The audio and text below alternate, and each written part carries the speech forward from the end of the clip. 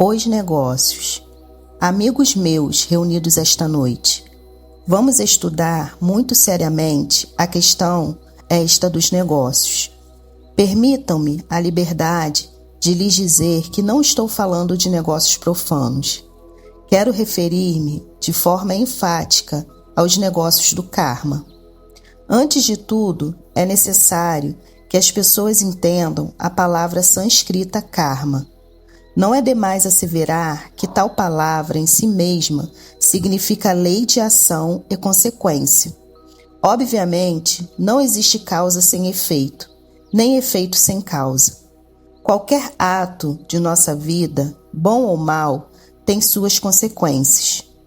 Hoje, estive refletindo na desgraça de nosso mundo. Quão felizes seriam estes humanoides intelectuais se nunca tivessem tido isso que se chama ego, eu, mim mesmo, si mesmo. É indubitável que o ego comete inumeráveis erros, cujo resultado é a dor. Se estes humanoides racionais estivessem desprovidos de ego, seriam simplesmente elementais naturais belíssimos, inocentes, puros, infinitamente ditosos. Imaginai, por um momento, queridos amigos, uma terra assim, povoada por milhões de inocentes humanoides, desprovidos de ego, e governado por reis divinos, deuses, hierofantes, devas, etc. Obviamente, um mundo assim seria certamente um paraíso, um planeta de bem-aventurados. A ninguém se pode obrigar a se converter em homem à força. Todos esses milhões de humanoides, mesmo não sendo homens no sentido mais completo da palavra, poderiam ter sido infinitamente felizes, se não tivesse surgido em seu interior uma segunda natureza maligna e terrivelmente perversa. Desafortunadamente, devido, como já o dissemos tanto nestas conferências, ao equívoco de alguns indivíduos sagrados, apareceu dentro de cada sujeito algo anormal, certos elementos inumanos, dentro dos quais veio a ficar engarrafada a consciência. É claro que tais elementos inumanos surgiram como resultado das más consequências do abominável órgão cundartiguador. Foi assim, queridos amigos, como fracassou esta humanidade planetária, fazendo-se espantosamente maligna. Melhor teria sido que aqueles sagrados indivíduos não tivessem dado a estes pobres bípedes tricerebrados ou tricentrados esse abominável órgão de todas as infâmias. Pensemos por um momento nas multidões de humanoides que povoam a face da terra, sofrem o indizível, vítima de seus próprios erros. Sem o ego, não teriam esses erros, nem tampouco sofreriam as consequências dos mesmos. Já disse em nossas passadas conferências que nem a todas as chispas virginais, que nem a todos os humanoides lhes interessa a maestria. Entretanto, isto não é óbice para a felicidade autêntica. No infinito espaço, existem muitas moradas de bem-aventurança para os elementais humanoides que não têm interesse na maestria. Inquestionavelmente, os 3.000 ciclos ou períodos de tempo atribuídos a qualquer essência, a qualquer mônada, para sua manifestação cósmica, se desenvolvem não somente aqui em nosso mundo Terra, senão também em outros mundos do espaço estrelado. Por tudo isto, podereis ver, meus caros amigos, que para as almas há muitas mansões de dita, e que de modo algum é indispensável a maestria para se ter direito ao gozo autêntico do espírito puro. O único requisito que se requer para ter direito à verdadeira felicidade é, antes de tudo, não ter ego. Certamente, quando não existem dentro de nós os agregados psíquicos, os elementos inumanos que nos tornam tão horríveis e malvados, não há karma por pagar, e o resultado é a felicidade. Nem todas as criaturas ditosas que vivem em todos os mundos do espaço infinito alcançaram a maestria. No entanto, encontram-se em consonância com a ordem cósmica, porque não têm ego. Quando vivemos de acordo com o reto pensar, o reto sentir e o reto obrar, as consequências costumam ser ditosas.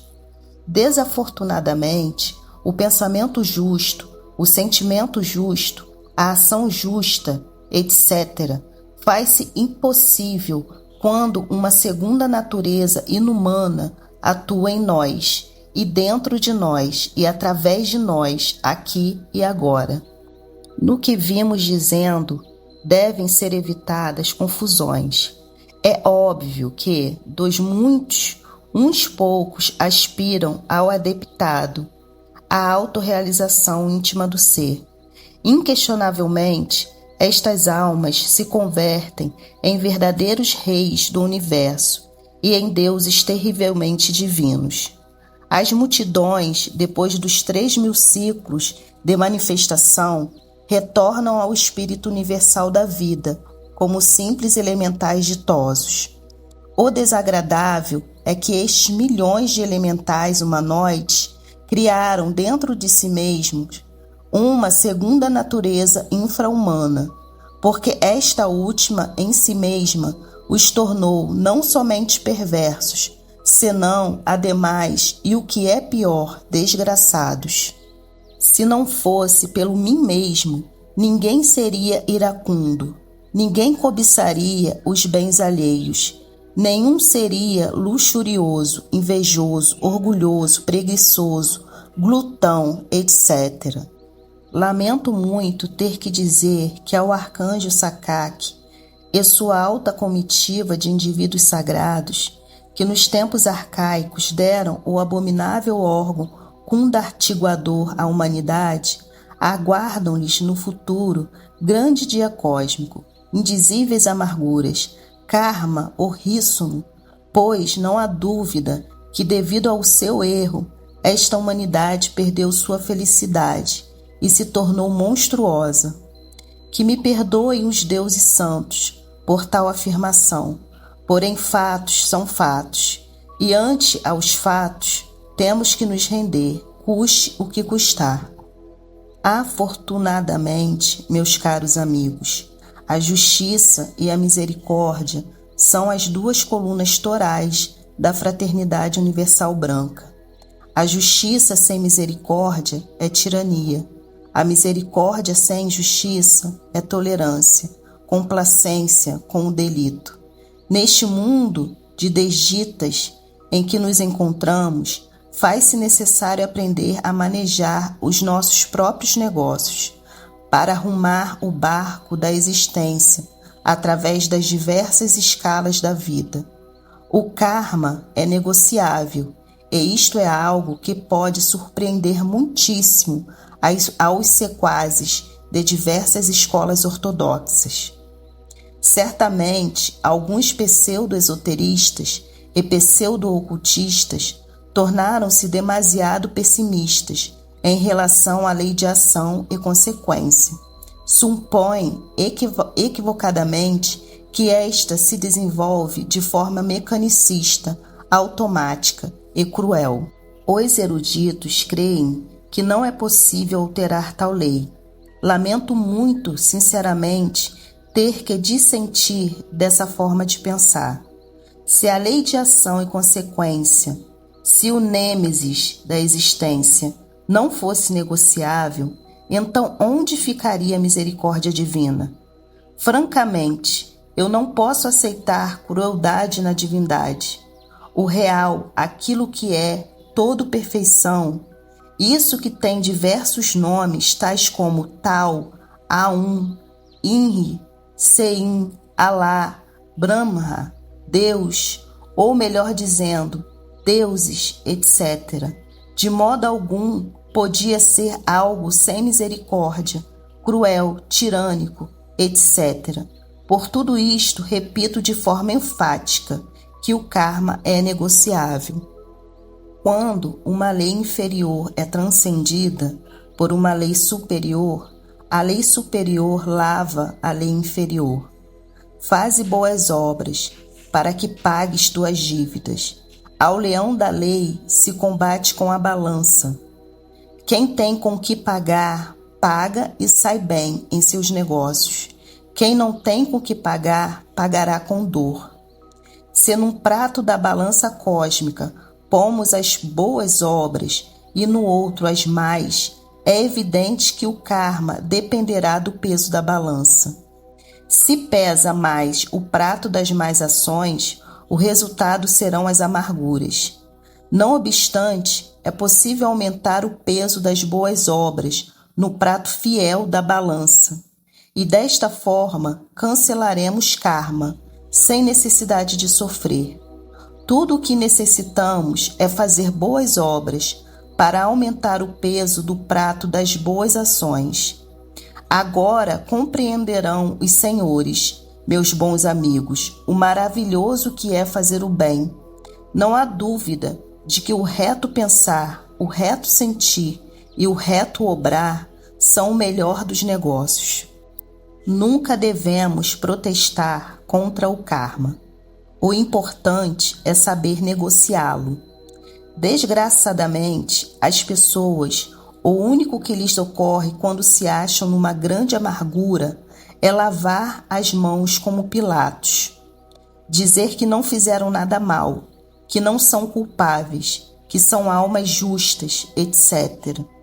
Eu digo aos que estão na miséria que revisem sua conduta, que se julguem a si mesmos, que se sentem, ainda que seja por um instante, no banco de acusados, que depois de uma sumária análise de si mesmos, modifiquem sua conduta.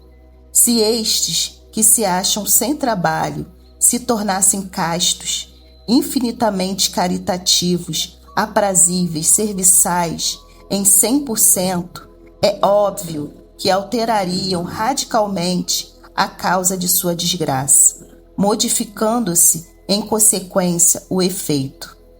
Não é possível alterar um efeito se antes não se modificou radicalmente a causa que o produziu, pois, como já dissemos, não existe efeito sem causa, nem causa sem efeito. Não há dúvida de que a miséria tem suas causas nas bebedeiras, na arquerosa luxúria, na violência, nos adultérios, no esbanjamento e na avareza. Não é possível que alguém se encontre em miséria quando o Pai, que está em secreto, se encontra presente aqui e agora. Quero ilustrar isto com um relato. Em certa ocasião, meu real ser interior, minha mônada imortal, me tirou do corpo físico para me dar instruções sobre determinado discípulo. Concluídas estas, não vi inconveniente em me dirigir ao Senhor íntimo com as seguintes palavras: estou cansado de ter corpo. Eu o que queria era desencarnar. Neste instante, o Senhor de perfeições, meu Deus interior, respondeu com voz solene: por que protestas? Eu te dei pão, agasalho e refúgio, e ainda protestas? Recordas os últimos dias de tua passada existência? Andavas pelas ruas do México descalço, com o traje rasgado, velho, enfermo e na mais espantosa miséria. E como viestes a morrer? Num casebre imundo. Então, eu estava ausente.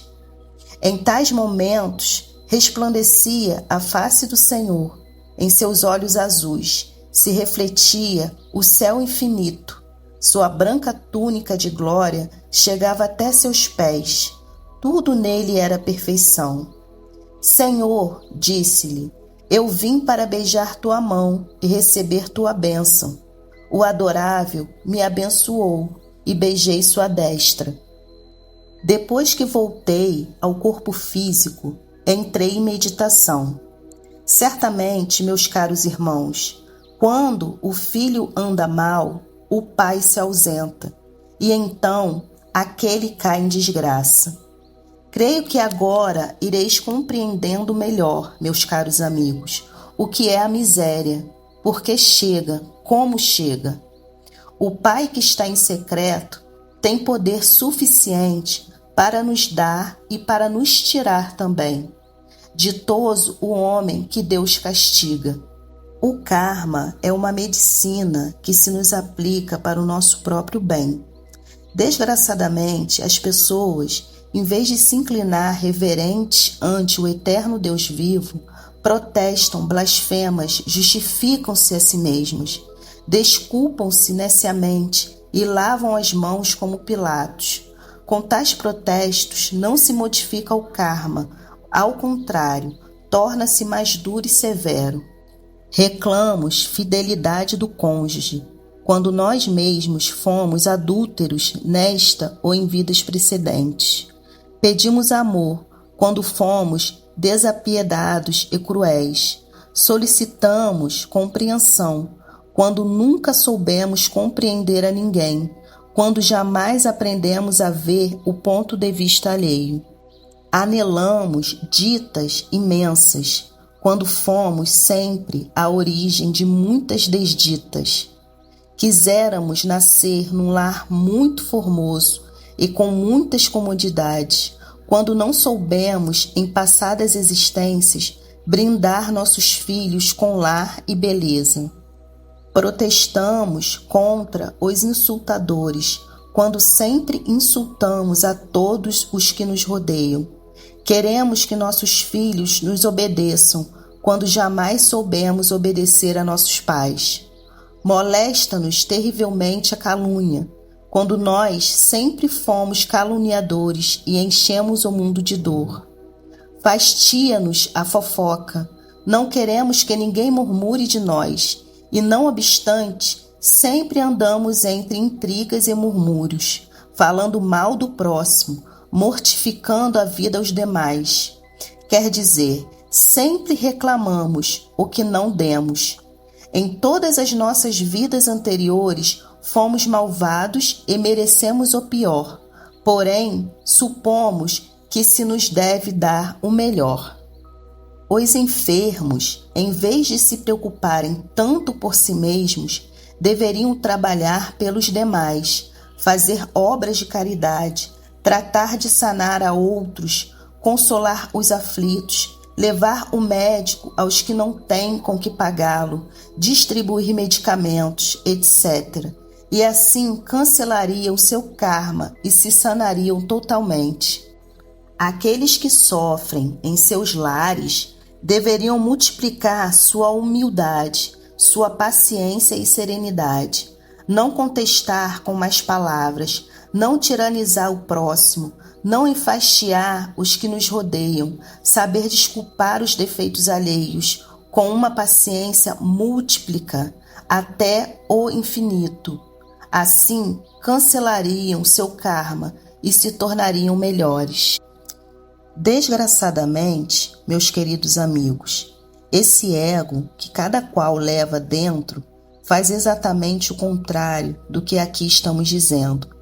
Por tal motivo, considero urgente, inadiável, impostergável, reduzir o mim mesmo à poeira cósmica. Venerável Mestre, conseguindo com que os humanoides intelectuais se convertam em elementos inocentes, considera o Senhor cumprida sua missão?